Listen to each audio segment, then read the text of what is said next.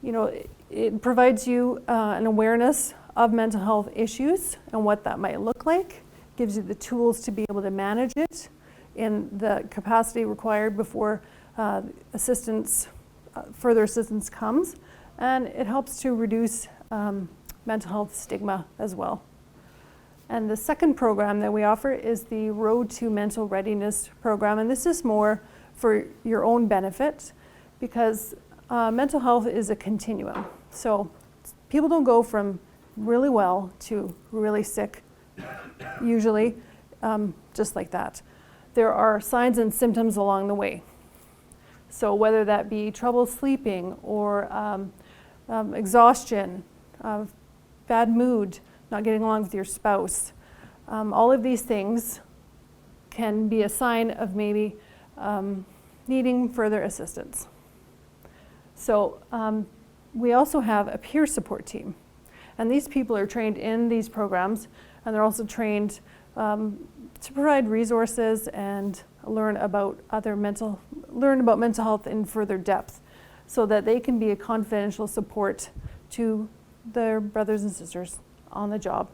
So these people obviously have the same lived experience, so they can relate.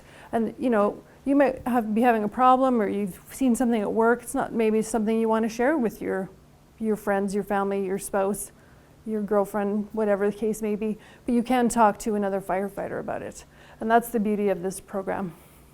And in 2018, we're going to be rolling out an R2MR for families. So that's one of the best things about this organization is, the physical, mental, social health encompasses families as well.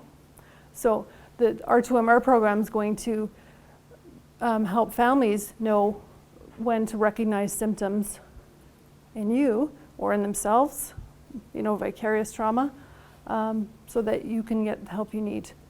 And there is a lot of help available.